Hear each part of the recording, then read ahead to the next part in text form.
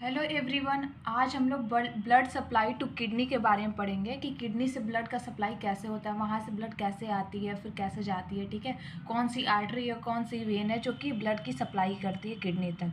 ठीक है, तो ये जो है रीनल सिस्टम का तीसरा लेक्चर है, थर्ड लेक्चर है। तो इसमें हम लोग देखेंगे blood supply to the kidney या फिर फ्रॉम द किडनी। ठीक है, तो इसके लिए एक पहले मैंने डायग्राम से समझाने की कोशिश करी है, फिर उसके बाद मैं इसका फ्लो डायग्राम बताऊंगी। ठीक है, तो सबसे फर्स्ट जो होता है कि किडनी जब हम देख रहे थे, हम लोग पहले वाले लेक्चर में देखिएगा, सबसे फर्स्ट लेक्चर में, इसका ये थर्ड लेक्चर है। तो उसमें अब मैंने बताया कि किडनी जो है, ये हमारी किडनी है, यहाँ पे जो हाइलम है, यहाँ पे रीनल आर्टरी और रीनल वेन जाती है, जो मेन वेन है, मेन वेन और आर्टरी है जो कि किडनी को ब्लड सप्लाई करते हैं, रीनल आर्टरी और रीनल वेन। ठीक है, रीनल वेन, आर्टरी जो है ब्लड को देती है और वेन यहाँ से ब्लड को लेके जाती है। ठीक है, तो अब हम लोग देखेंगे कि आखिर इंटीरियर एरिया में, ठीक है, inside the kidney how blood is flowing. ठीक है, इन किडनी के अंदर कैसे ब्लड का फ्लो होता है, ठीक है, वो देखेंगे हम लोग। तो इसमें हम लोग सबसे पहले देख लेते हैं कि ये रीनल आर्टरी है, रीनल वेन है, तो ये तो ब्लड को लेके जाएगी। जब वापस इसको लेके जाना होगा यहाँ से ब्लड, तो ये लेके जाएगी। लेकिन यहाँ से आर्टरी से ब्लड आती है, तो जो ब्लड लेके आता है ना, जो अंदर आर्टरी, ठीक है, यहाँ रीनल आर्टरी से अंदर ब्लड गया, तो वो जब नेफ्रॉन के पास पहुंचता है, तो नेफ्रॉन के पास जो आर्टरी ब्लड लेके जाती है उसे बोलते हैं एफरेंट आर्टरियोल्स। क्या बोलते हैं? Efferent arterioles. फिर यहाँ से एफरेंट आर्टरियोल से यहाँ बहुत सारे कैपिलरीज बन जाती है, जिसे हम लोग क्या बोल रहे थे, जिसे हम लोग इधर लिख देते हैं ग्लोमेरुलस, ग्लोमेरुलस, जिसे हम लोग क्या बोल रहे थे, ग्लोमेरुलस बोल रहे थे। फिर यहाँ से इफरेंट आर्टियोल्स निकलती है, ये भी आर्टियोल्स है। ठीक है, यहीं से एक आर्टियोल्स निकलती है और ये पूरे इंटायर नेफ्रॉन्स में ये ब्लड को सप्लाई करती है। ठीक है, यहाँ से इधर, फिर इधर, ठीक है, ये ब्लड को सप्लाई करती है। ठीक है, फिर ये ब्लड इधर की तरफ इससे होकर, ठीक है, ये नेफ्रॉन हेलने लूप से होकर, लूप ऑफ हेलने से होकर ये इधर कलेक्ट होती है। ठीक है, यहाँ पे ऊपर की तरफ ये जाती है। ठीक है, ये ऊपर की तरफ जाती है, तो यहाँ पे जो होता है रीनल वेन होता है। ठीक है, यहाँ पे होता है रीनल वेन, जो कि होल ब्लड को कलेक्ट करके ये बाहर आउट करती है। ठीक है, ये अंदर लेके आती है ब्लड को और ये बाहर आउट करती है। ठीक है, तो ये पूरी इसकी ब्लड सप्लाई होती है। तो यहाँ पे एक चीज़ ध्यान रखिएगा, जो लूप ऑफ हेनले है, ये जो कैपिलरी इधर जो आ रही है ना, इसे पेरीट्यूब्यूलर कैपिलरीज बोलते हैं। क्या बोलते हैं? पूरे कैपिलरी को मिला के हम क्या बोलते हैं? पेरीट्यूब्यूलर कैपिलरीज। ठीक है, लेकिन एक वर्ड आप लोगों ने सुना होगा, वासा रेक्टा। वासा रेक्टा क्या होता है कि लूप ऑफ हेनले के अराउंड, ठीक है, जक्स्टा मेडुलरी नेफ्रॉन, मैंने पीछे वाले लेक्चर में बताया, जो कि आप लोग को देखना पड़ेगा। जक्स्टा मेडुलरी नेफ्रॉन होती है कि जिसमें लूप ऑफ हेनले लॉन्ग हो। ठीक है, वैसा नेफ्रॉन जिसमें लूप ऑफ हेनले लॉन्ग होती है। ठीक है, तो लूप ऑफ हेनले जब बड़ी होगी तो उसके चारों तरफ पेरीट्यूब्यूलर कैपिलरी बहुत ज़्यादा होगी। ठीक है, जितनी बड़ी होगी उतना ही ज़्यादा हमें ब्लड सप्लाई करना पड़ेगा। तो पेरीट्यूब्यूलर कैपिलरी काफ़ी ज़्यादा होगी, तो उस पेरीट्यूब्यूलर कैपिलरी को वासा रेक्टा बोलते हैं। क्या बोलते हैं? वासा रेक्टा। कहने का मतलब ये हुआ कि peritubular capillary around juxta medullary nephron, ठीक है, जक्स्टा मेडुलरी नेफ्रॉन के चारों तरफ, यानी लूप ऑफ हेनले के चारों तरफ जो कैपिलरीज प्रेजेंट होती है उसे हम क्या बोलते हैं? वासा रेक्टा। उसे क्या बोलते हैं? वासा रेक्टा। लूप ऑफ हेनले के चारों तरफ जो कैपिलरीज प्रेजेंट होती है उसे हम लोग बोलते हैं वासा रेक्टा। ठीक है, वासा रेक्टा। ये डायग्राम रही। ठीक है, अब हम लोग 1 बाई 1 इसका देखेंगे, कैसे इसका ब्लड सप्लाई होता है। ठीक है, यहाँ पे कुछ कैलकुलेशंस है आपके लिए, वो ध्यान रखिए, कितना ब्लड सप्लाई होता है, कितना नहीं होता है, ये हमें पता होना चाहिए, किडनी के पास कितना ब्लड सप्लाई होता है। ठीक है, एमसीक्यूज में ये सारे चीज़ पूछे जाते हैं। अब देखिए कि cardiac output, total cardiac output का 25% जो ब्लड है वो कहाँ जाता है? किडनी के पास जाता है। ठीक है, टोटल कार्डियक आउटपुट, हमारा टोटल कार्डियक आउटपुट कितना हो? Stroke volume into heart beat, ये मैंने कार्डियो वाले चैप्टर में पढ़ाया है का। ठीक है, तो उसमें कार्डियोवैस्कुलर सिस्टम में stroke volume into heart beat, हमारी स्ट्रोक वॉल्यूम कितनी होती है? 20 ml। ठीक है, और 22 बीट्स, हमारी एवरेज जो हार्ट बीट होती है वो होती है 22। जब इसको हम मल्टीप्लाई करेंगे, ठीक है, इसको जब हम मल्टीप्लाई करेंगे तो 490 ml, यानी अप्रॉक्स 5 लीटर के आसपास इसका आता है। ठीक है, 5 लीटर इसको मल्टीप्लाई करने पे आता है, ये पर मिनट। ठीक है, पर मिनट।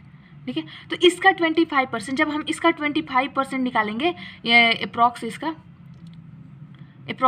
निकालिए। ठीक है, 490 इंटू 25/100 25%। तो इसको आप कैलकुलेट करेंगे तो अप्रॉक्स ये कितने के बराबर आएगी, आप कैलकुलेट कर लेना 1200 ml के बराबर, ठीक है, 1200 ml के बराबर आएगी, ठीक है। तो हमारा total stroke total cardiac output के 25% जो होती है ब्लड वो किसके पास जाती है, किडनी के पास। यानी किडनी के पास टोटल ब्लड कितनी जाती है, 1 मिनट में 1200 ml, 1 मिनट में, ठीक है, 1 मिनट, ठीक है, पर यहाँ पे लिखिए पर मिनट, 1 मिनट में 1200 ml ब्लड जाती है दोनों किडनी को मिला के, ठीक है।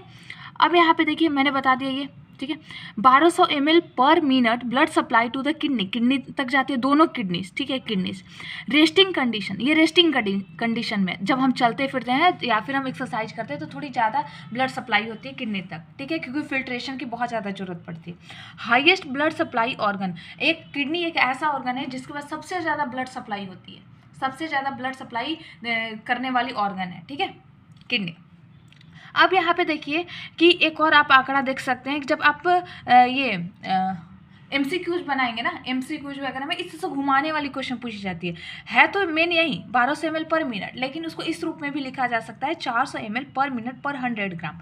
इसका मतलब हो गया कि 100 ग्राम, ठीक है, 100 ग्राम किडनी हो गया ये पूरा हमारा, ठीक है, किडनी है, किडनी हमारा पूरा कितना है, इसका वेट था 150 ग्राम, एक किडनी का 2 किडनी का हम मिलाएं तो हम दोनों किडनी का मिला के कितना होगा 300 ग्राम, ठीक है। तो सिर्फ 100 ग्राम किडनी को हम 1 मिनट में 400 ml ब्लड सप्लाई कर रहे हैं, 1 मिनट में 100 ग्राम किडनी को। तो जब 300 ग्राम किडनी रहे, ठीक है, जब 300 ग्राम किडनी रहे तो इसको 3 से मल्टीप्लाई करने का, तो फिर कितना हो जाए 1200 ml पर मिनट, ठीक है, 1200 ml पर मिनट, ठीक है। तो वही चीज़ ये दिया है यहाँ पे कि 400 ml पर 100 kg, ठीक है, ये चीज़, इसी चीज़ को बस ये क्या चेंजिंग ग्रुप है, इसका चेंज ग्रुप है, ठीक है। इस किडनी का 150 ग्राम होता है, दोनों किडनी का मिला के 300 ग्राम। जब 100 ग्राम को 400 ml दिया जाता है तो 300 ग्राम को 1200, यानी सेम यही चीज़ आ गई ना आपकी, सेम यही चीज़ आ गई, लेकिन ये पर 300 ग्राम है, वो कितना था 100 ग्राम था, ठीक है, समझ आई। ये थोड़ा सा ट्रिकी है, आप थोड़ा सा ध्यान रखिएगा एक इस कैलकुलेशन को, ठीक है। अब हम लोग देखते हैं कि path of blood supply in kidney, kidney में कैसे ब्लड का सप्लाई होता है, ठीक है, उसका पाथवे, फ्लो डायग्राम, इसको आपको ध्यान रखना है। जब भी एनाटॉमी से रिलेटेड किडनी का क्वेश्चन पूछा जाए तो आपको ये फ्लो डायग्राम पता होना चाहिए। सबसे पहले ब्लड कहाँ आती है, किसके थ्रू आती है किडनी में, रीनल आर्टरी, रीनल आर्टरी से इंटरलोबार आर्टरीज, याद रखिएगा, इंटरलोबार आर्टरीज, फिर आर्क्वेट आर्टरीज, ठीक है, फिर उसके बाद वो जाती है एफरेंट आर्टरियोल्स, ठीक है। ये एफरेंट आर्टरियोल्स किसको ब्लड सप्लाई करती है, नेफ्रॉन को, किसको, नेफ्रॉन को। फिर नेफ्रॉन के बाद वो जाती है ग्लोमेरुलस, जो कि ग्लोमेरुलस बनाती है, ग्लोमेरुलस बनाती है, ठीक है, ग्लोमेरुलस।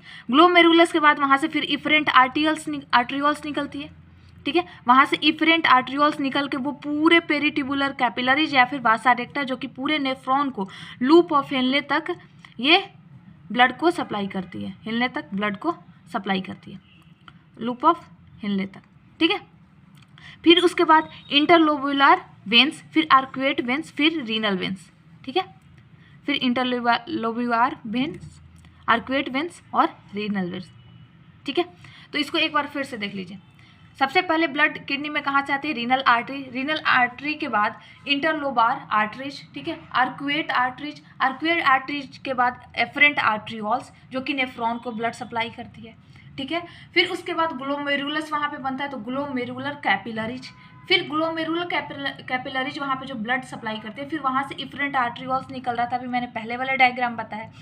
इफरेंट आर्टरियोल से फिर वो नीचे की तरफ कैपिलरी जाती है, जो लूप ऑफ हेनले वगैरह को ब्लड सप्लाई करती है, पीसीटी को, डीसीटी को, कलेक्टिंग टिब्यूल्स को, ठीक है। तो उसे हम लोग वो क्या बोल रहे थे, पेरिटिब्यूलर कैपिलरीज या फिर वासा रेक्टा। फिर वहाँ से वो वेन, वहाँ से वेन से ज्वाइन हो जाती है, इंटरलोब्यूलर वेंस हो जाती है, फिर आर्क्वेट वेंस होती है, उसके बाद रीनल वेंस, ठीक है। ये रही ब्लड की सप्लाई। ये पूरी आर्टरी होती है, ये पूरी आर्टरी के पार्ट है और ये पूरा वेंस का पार्ट है, ठीक है, ये पूरा वेंस का पार्ट है, ठीक है। तो ये रहा blood supply to the kidney या फिर फ्रॉम द किडनी। अगर आपको ये लेक्चर और नोट्स पसंद आई होगी, अगर आपको इससे रिलेटेड कोई भी डाउट हो जाए, क्योंकि मैंने पहले थोड़ा सा पहले कैलकुलेशन रिलेटेड बताया, अगर आपको इससे रिलेटेड कोई प्रॉब्लम है तो आप कमेंट कर सकते हैं। और प्लीज़ आप कमेंट करके ज़रूर बताइए कि आपको ये लेक्चर कैसा लगा, नोट्स कैसा लगा। अगर पसंद आया हो तो प्लीज़ चैनल को लाइक एंड सब्सक्राइब करें। Thank you.